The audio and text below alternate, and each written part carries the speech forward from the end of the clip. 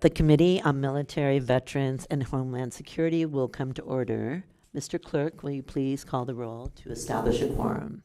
Chair Collins. Here. Representatives Carter. Shannon. Present. Rogers. Here. Villa. Here. Song. Here. Martin. Sorry, I got lost. Here. Zahat. Here. Martin. Here. St. Germain. Here. Madam Chair, you have 9 members present on the floor. Representative Rogers moves to adopt the minutes from the May 14th, 2024 meeting. Seeing no objections, the minutes are approved. Today, we will be continuing our testimony on House Bills 5276, 5277, 5279, 5280, and 5720. Members of the public will have up to 5 minutes to speak. Alex Cisak in my office will hold up a notebook when you have 45 seconds left. So first up, we have representatives from Reason for Hope on Zoom. I think. Gentlemen, thank you. Go ahead. Good afternoon, members of the committee. Thank you so much for having me again this year. My name is Brett Waters. I'm an attorney and the co-founder of Reason for Hope and the Veteran Mental Health Leadership Coalition alongside General Steele, who testified virtually last week.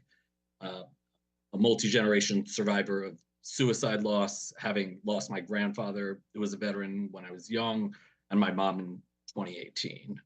As noted, I had the privilege to testify before the committee last year and really appreciate being invited to speak again this year. And I'll do my best to keep this brief to highlight some specific issues that we hope to discuss that General Steele covered most of the background on. So as he noted, MDMA assisted therapy has received a breakthrough therapy designation for PTSD. There are 3 different psilocybin therapies that have received breakthrough therapy designations for depression. And we think MDMA assisted therapy is likely to get approved by the FDA as early as this August, with doctors able to prescribe it for treatment by early next year. We know veterans suffering from PTSD and depression are particularly increased risk of suicide. So there is a lot of excitement, particularly amongst veterans who have not benefited from, current treatments like SSRIs and talk therapies, to be able to access these treatments once they're FDA approved and can be prescribed by doctors. But unfortunately, the ability, post FDA approval, the ability to prescribe is only a small part of the battle to actually ensuring veterans can access these treatments. VA leadership has noted that the demand is expected to be very high. And while we're excited that they've recently announced an integrated project team focused on research and training and implementation, they've made pretty clear they're unlikely to be prepared to meet the immediate demand. So having community clinics and providers trained to offer this specialized form of treatment is really a critical opportunity for the state to step in and ensure a leadership role in the best possible care for veterans, as soon as it's available. Because these treatments are not yet FDA approved, the only way to really get that real world experience, which is, critical to have a well-prepared workforce, is the only way to get that real world experience is through research protocols, FDA approved research protocols or expanded access programs. And last year's budget actually included language enabling the Department of Veterans Affairs at Michigan to contract with or provide grants to local healthcare providers to accelerate clinical research and deployment of these promising investigational treatments for suicide prevention that have been granted breakthrough therapy designations for PTSD, major depressive disorder, or treatment-resistant depression. So that would include, MDMA-assisted therapy or psilocybin therapy. The same language is again included in the draft Senate budget bill, and while it's technically not required, we understand, I'm an attorney, I understand this is the contract may do this.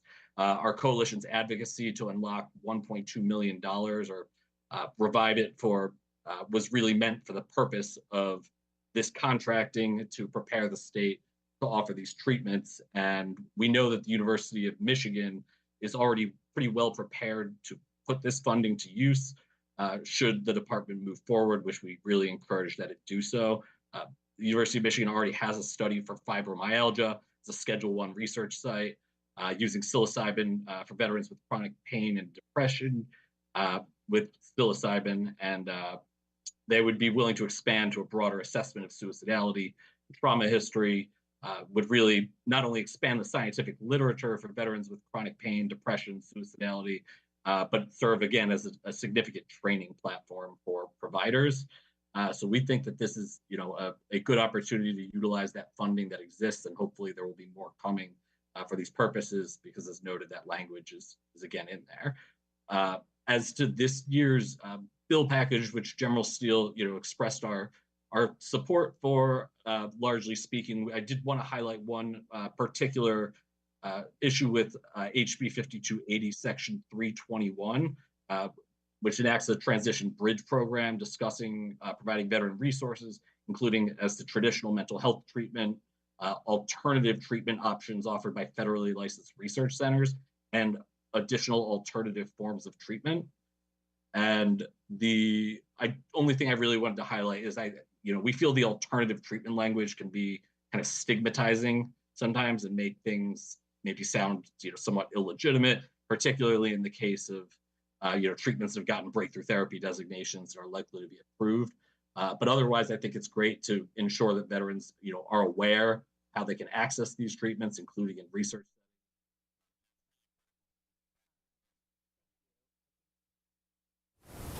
Might have a moment. This is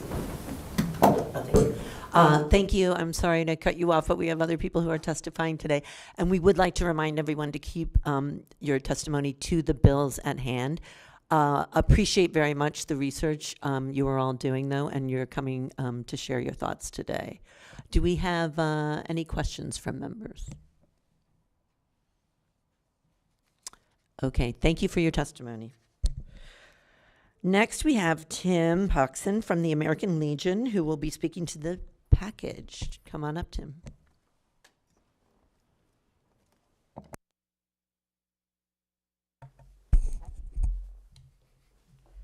Thank you. Good afternoon. Thank you, Chair Conlon and members of the committee. I first want to thank you for this opportunity to speak before this committee and for all of your work, time, and efforts to support our military and veterans. I would also like to thank the sponsors of these bills, particularly Representatives Bazat, Brybeck, Brock, and Morris. Today I'm not only speaking to you as the legislative chair for the American Legion, Department of Michigan, but also on concerns brought to me by the attention, or brought to my attention by the Michigan Veterans Coalition. And I'm not going to read this whole thing because you actually have a copy of it. I'm going to skip through some of it. But the American Legion does have a proud history of being involved in creating bills, including the GI Bill, which was written by the American Legion. The original bill of the GI Bill was written by the American Legion and passed and pushed by Congress. You'll see a list of other bills that we've been involved in, not me personally because I'm not that old. Today we're in support of efforts to assist veterans and our Michigan National Guard members that may be suffering from mental health issues. Our support does not stop at the door, so we encourage the expansion of training of anyone who may encounter members that may be suffering from these issues. As many of you already know, the Michigan Veteran Coalition is made up of veteran service organizations from Michigan. They are the American Legion, the VFW, the Disabled Veterans of America, and the Vietnam Veterans of America. And these are all nonprofit organization groups that have been involved with providing services to veterans for over 100 years. These programs we have now are sponsored by grants from the state of Michigan administered by the MVAA. This consists of 75 veteran service officers that are spread across the state of Michigan that cover all of Michigan's prosperity regions. I have attached for your review a brochure that gives you more detail about the Veteran Service Officers Program and tells you a little bit about the Legion programs that give out financial assistance, family and youth programs, and community programs that we have. We do, however, have some concerns we would like to place on the record. At this time, we do not, number one, at this time, we do not wish to see these bills become mandatory requirement for the Coalition Veteran Service Officers by legislation or by the MVAA during the grant process. And the reason, A, if it were to become mandatory for our Veteran Service Officers, VSOs as we call them, it could impact their primary function and move our service officers away from the requirement to get federal VA benefits for our veterans in Michigan. Also, if mandatory, this would reduce the funding and medical benefits that come to this state for our veterans because of the additional time placed by our VSOs. The grant process is awarded to the coalition. However, it is, as of recently, the MVA has been directed to charge an oversight fee. This is a loss of over $200,000 a year to the coalition VSO program. In the state budget, that may be small. For a nonprofit veteran service organizations, this is a large amount, made up by cutting other programs that veteran service organizations offer to our Michigan veterans. The service organizations understand that it has always been a grant and does not pay the full cost of the VSO program. So the 4 veteran service organizations make up the difference. But of course, we are very thankful that what grant money we do get. And your investment has been an outstanding return for every dollar you spend to our program. $103 are brought back into the state of Michigan for veterans. Good return on the investment. That money is spent in the state of Michigan by veteran families and the veterans themselves. Number 3, we would also like you to understand that our coalition's VSOs do not receive the pay and benefit that they could get in the private sector or working for the state or the MVAA. Our VSO program officers are often rated to come to work for these other entities, including the MVAA, which of course leads to a higher turnover rate than we'd like to see. I want to make it very clear that we are supportive of the concepts in these bills. The veteran service officers are already under a great restraint of their time, efforts, and resources. And while I'm not able to speak on behalf of the county veteran service officers or the MVA's own VSO program, I would think that they are also under great restraint of their time and resources. The Michigan Veterans Coalition Service Officer Program does work with veterans who are suffering from mental health crises almost daily. Currently, the coalition officers work closely with a veteran navigator program to have these services provided to veterans, or in lifetime situations, they work with 988, the Lifeline program. Sorry, Tim, I'm going to have to cut you off soon. Okay, So. well, I'll get right to the Okay. end of it, which actually is very All right. short. But anyway, just to be clear, we do support these bills. We want to thank the bill sponsors and their staff. You've put a lot of work into these. You've listened to us, and we do thank you for that. And thank you again for your time and consideration today. Thank you all of you on this committee, especially those that you've had a direct hand in this package. And I will, if the chair wants me to, answer questions. There's the brochure again. Thank you so much, Tim, for your service and for all the work you do. Very much appreciate you. So what do you think seems mandatory in the bills? Because we are, okay. Nothing in these bills. What we're pointing out is we don't want them to become Right. mandatory in these bills or in the grant program Yeah, at this time without additional funding. Yes, we know that. Thank you, though, for you. bringing that up. Okay. Does anybody else have any questions? Oh, Representative Bazant. Thank you, Madam Chair. Thank you for everything you do for the American Legion. Really appreciate it. While Tim's testifying, I'd just like to acknowledge the American Legion just gave one of their highest award, state honor, to one of our county commissioners, Roger Deaton. And it's for his work, it's actually 2024 Legionnaire, for his work for veterans, the state veterans around, not only in Livingston County, but around our state. He does a tremendous job. But I wanted to make that announcement while he's testifying, if that's okay. Thank you, Madam Chair. And if I may answer, I spent most of the day Sunday with Roger. He's an excellent person, and he's well deserving of the Legionnaire of the Year award. Thank you. And I have come to know Commissioner Deaton well, and he does such good work out there. So very nice. I'm going to text him congrats now. Any other questions? Thank you, Madam Chair.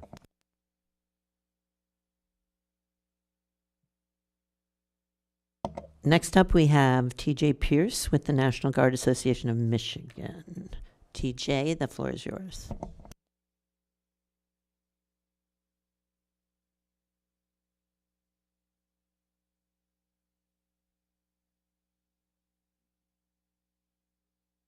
Thank everybody for all of the hard work and continued support for all of our nation's veterans and for the opportunity to be able to be here to testify today on these 5 bills. My apologies. I believe that these 5 bills demonstrate the core essence of what we need to be able to do to combat the veteran suicide epidemic, and that they steer us away from taking a siloed approach where we have a host of benefits and resources that are provided to veterans, but to truly be able to take a holistic approach, to be able to combine them and get them under one roof to where we can navigate those and be able to determine the efficacy of each of these programs, whether it's in terms of education, employment, family-related matters, legal matters, financial stability, health care, and so on. There's a host of individuals and entities that are all doing great things, but it seems like we're spinning our wheels. So to create this task force under these 5 bills in the NVA is exactly what we need to be able to come back to where we're at, because with all of the effort we're doing, we're still losing ground, right? Michigan's one of the worst states in the fact, 31 out of every 100,000 people. Every other day we lose a veteran in this state to suicide. And to be able to come back, and I think what this does is it signals that we're coming back to the foundation of where we need to be to be able to focus our efforts and build that structure that the state of Michigan needs in order to move forward to actually create a solution to this problem. I also think that these 5 bills, I understand that nothing's perfect, right? And even with all of the revisions and the foresight and the well intentions that we'll have some adjustments that will need to be made, but I do believe that the 5 bills are crafted in a way to allow us to adapt in the future as we're going through and to make refinements to the program. Generally speaking, I think that we see a trend in the way we're thinking about how that we handle this issue, and to be able to get out of the box in terms of not just being able to get access to the care or what the timeliness is of getting to your appointments, or maybe you need care in your home. Maybe you're not in a position that you can even get out of the house. So to be able to bring all of these different providers, whether they were on the buddy-to-buddy side, if they're military or not, or if they are a service provider that focuses on veterans or not, to be able to use all hands on deck approach to be able to combine all efforts across the spectrum, and I believe is a step in the right direction that can set us down that path. I think as long as we continue to implement programs and resources, and in this case, statutory programs that are designed to provide the welcoming, safe, and judgment-free atmosphere that does not stigmatize the care, that as long as we continue to take this type of aggressive action, that will eventually solve this epidemic. These bills help us in that effort tremendously. And I would just remind the committee that the 2 things that I think that are of concern in this respect is, in general, we always see that there's a lot of resources out there, but people don't know that they're out there. So how do we communicate them, and how are we going to be able to make sure that on that outreach aspect that we're going to be able to do them? I like the transition period piece of this bill. I think that we may see some need for adapting that as we move forward. And also, I would just ask that we remain conscious of, even if the provisions of what we're doing or the aspects, that to just continually remind ourselves that we create barriers if at any point we create any type of stigmatism where somebody believes that there's repercussions for them seeking help. I yield the rest of my time pending your questions. Thank you very much, TJ, for testifying today and for pointing that out, because we did try to build some flexibility, and we know what you all are trying to do has been very worthwhile, and we're just trying to help you get further with that work. Were you also testifying today on behalf of Jeff Frisbee, or is he coming on Zoom? I have not spoken to Mr. Frisbee. Okay, so I'm going to move on because he's not on Zoom right now. Next up, we will have Heather Firestein and Todd Butler from GMVA. Or no, we have other. I see Heather. We're gonna let director talk. Okay, I see we have Director Brian Love. There we go. Welcome, gentlemen, and thank you for being here. Thank you, Chair. It's afternoon now. So good afternoon, everyone. My name is Brian Love, Director at MVAA. Proud to be here today alongside our Acting Deputy Director, Todd Butler. First, I'd like to say thank you to Chair Conlon and the entire committee for having us today. Here to provide testimony on these bills to help address the mental health challenges veterans and their families face. The agency is a small but mighty team of dedicated individuals who work hard every day to make sure we are meeting the needs of Michigan veterans and their families. MVAA supports these bills and is eager to work with you to ensure success within the parameters of our current funding and staffing capabilities. I'd first like to discuss House Bill 5276. MVAA recognized the need to address mental health and suicide prevention among Michigan veterans and their families with the support of the legislature in FY 2024's budget. MVAA was able to reorganize and establish an Office of Mental Health and Suicide Prevention. This new office includes staff with expertise in suicide prevention, veteran homelessness, and identifying and connecting with Michigan's veterans within underserved populations. MVAA is committed to continuing, expanding, and improving our efforts in these critical areas, and House Bill 5276 ensures the legislative support needed to help veterans and their families. Everyone knows that having timely and accurate data is essential for effective decision-making. However, the data collection requirements cited in House Bill 5276 is data not currently available to MVAA within our current capabilities and would rely heavily on sources such as the U.S. Department of Veteran Affairs, MDHHS, and the Homeless Management Information System, just to name a few. The reliance on these outside sources means MVAA does not have the internal capabilities to provide a realistic picture of Michigan's veteran population and hinders our ability to provide timely and accurate detail on data points such as PTSD, TBIs, substance use disorders, and addiction or suicidal tendencies. MVAA appreciates the ability to administer grants in support of these efforts and firmly believes this is one of the most effective means in the state to contribute to combating these critical issues. However, with MVAA's being limited by our staffing and budget capabilities to adequately support the grants outlined in House Bill 5276. Another key component of this bill is the creation and publication of a mental health and wellness resource guide. MVAA sees this as a valuable addition to the work of our mental health and suicide prevention office already doing this work in raising awareness of mental health resources for Michigan veterans, service members, and their families. However, with MVAA's current staffing and funding capabilities, we're somewhat limited in our ability to develop, publish, and distribute our resource guide. Next, House Bill 5277. The Michigan Veteran Affairs Agency and the Michigan Department of Health and Human Services works closely to support Michigan's veterans and their families. The Veteran Navigator Program, led by MDHHS, addresses much of the requirements outlined in House Bill 5277. MVAA supports the legislation, but is specifically concerned with requiring the agency to create and operate a program that duplicates the efforts of MDHHS.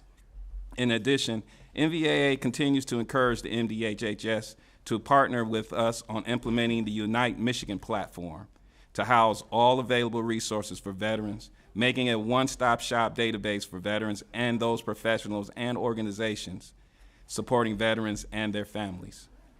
House Bill 5279 aims to codify the operation of MVAA's Buddy-to-Buddy program, which has been active for several years. The program was transferred from the University of Michigan to our agency and involves connecting volunteers with Michigan veterans, as well as those serving in the National Guard or our reserves, to help them access available resources and support. The program is run by one full-time employee, who we happen to have here today because she's very passionate about this work.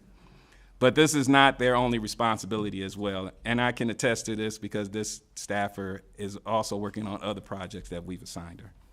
It relies entirely on volunteers who donate their free time to meet and support veterans across Michigan. Recruiting volunteers for the program has been challenging, and MVAA has developed a buddy-to-buddy volunteer recruitment campaign expected to launch later this year. The buddy-to-buddy model at the University of Michigan had several staff members dedicated to the program and provided stipends for volunteers to cover travel expenses. While MVAA's buddy-to-buddy program looks very different than the University of Michigan program, we are dedicated to growing the program, and it remains a key resource for Michigan's veteran population. Finally, I would like to address House Bill 5280. The agency is excited to see legislation that works to provide all service members with an education in mental health, well-being, and suicide prevention, and believes the Transition Bridge program does just that. From MVAA's experience, we know partnerships with outside stakeholders are tremendously beneficial to the quality of programs and ability to reach more people. That being said, I want to address a few challenges with House Bill 5280. With the agency's current funding capabilities, MVAA would need to rely heavily on partnerships for programming and financial support to successfully develop and implement the Transition Bridge program. An additional hurdle is access to service member records. MVAA has limited access to these type of records, including records for service members preparing to discharge from service, which makes connecting service members with the Transition Bridge program within 2 months prior or 2 months immediately after their separation from military service very difficult to achieve.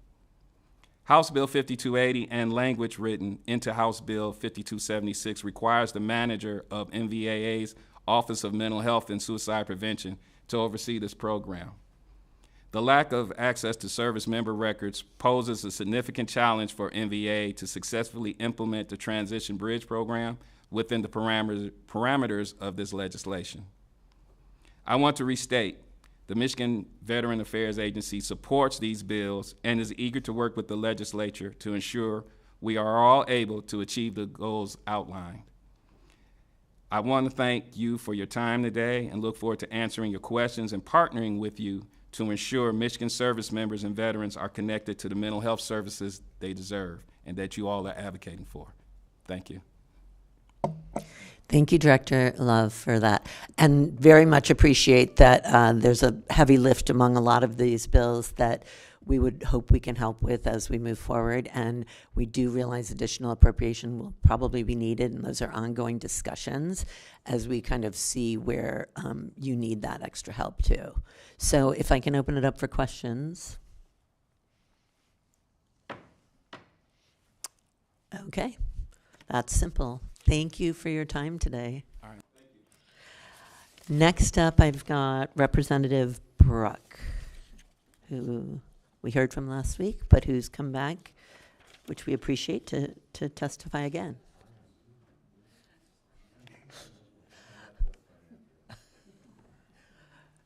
The floor is yours, Representative Brook. Thank you for coming back. Thank you, Chair Conlon. Sorry. Thank you, Chair Conlon, and thank you, committee members.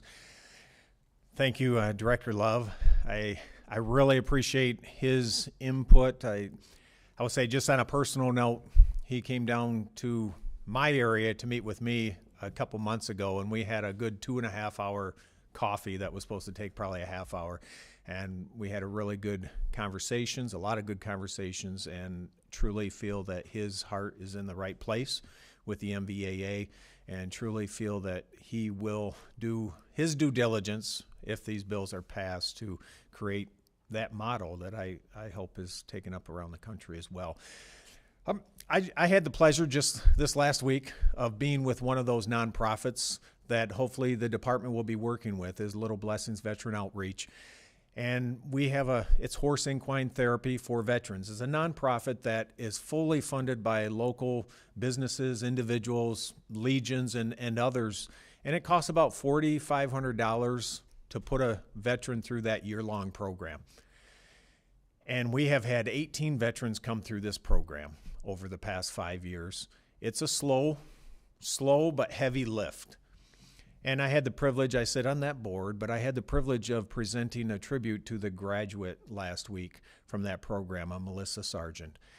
And she's a veteran, has dealt with all the issues that veterans deal with. And I presented her that tribute, and she cried. I mean, it was a very emotional thing for her to overcome her struggles and her trials that we all go through. And so I just bring that up to say that these are the types of nonprofits I'm hopeful that the MVAA will be partnering with. I know Director Love is in that right sphere. He's in that place to work with the nonprofits. I have heard a little, some of the rumblings between the DHHS and MVAA, and will this take away from DHHS priorities or how they service veterans, especially when it comes to my bill in particular with the surveying, and does it put VSOs in a tight spot? They are not trained or certified professionals in the mental health arena. They are professionals within the veteran community, and I truly hope that these bills will pass. I truly hope that they will, under the MVAA's guidance, will be specifically treating and helping and bringing to light the things that veterans need. And so that's really why I stand behind these bills and support them. In spite of a couple of things, even Director Love brought up some of the difficulties with the timeline that we placed, and maybe we can work with those things as well. But otherwise, I didn't want to belabor this. I do appreciate your time. I had the honor of being able to, I have a friend, Brigadier General Carol Ann Faustson, who the women's clinic at the Ann Arbor VA was being named after, and we have a relationship with her, and she had asked me to speak today at the renaming or the opening of that women's clinic at the VA in Ann Arbor. So it was really, really a joy and honor to be there. So I apologize for running slightly behind. I didn't break too many laws getting here. Thank you, Representative Brooke. Does anyone have any comments or questions for him today? Thank you for coming back and speaking to us. Thank you for taking this up. Yeah. Truly appreciate it. And I do want to just thank everybody, because there was a lot of work put into this by the DMVA, by the National Guard, by the American Legion, as well as our reps who worked on this. But a lot of stakeholders came because we knew that what we wanted to do was try to help you do better and not stand in the way of the work you're already doing, just to try to encourage moving forward. So we've heard all this testimony. I just want to say thank you to everyone for their service. I did not, as you know, I did not serve. I'm not a veteran, but I was overseas for 20 years as a journalist, and my husband and many of our colleagues were embedded with the military in Europe and in the Middle East. And I'm very, very dear friends with Bob Woodruff. So he, in 2006, was reporting for ABC News and was hit by a roadside bomb. And so I have no concept of the trauma of combat, but I do know the work that our military does, and on some firsthand basis with my colleagues. So I just appreciate all you do, and I know the trauma and PTSD is real, and just wanted to add that in. So I know how important this issue is. We have much more work to be done, but I am thankful for everyone's feedback as we've hashed out these details of the package, and confident that what we're doing is going to make a difference. So thank you. We don't have any absent members, so seeing no further business before the committee, and without objection, the committee is adjourned. Oh, should I read these? Okay, fine.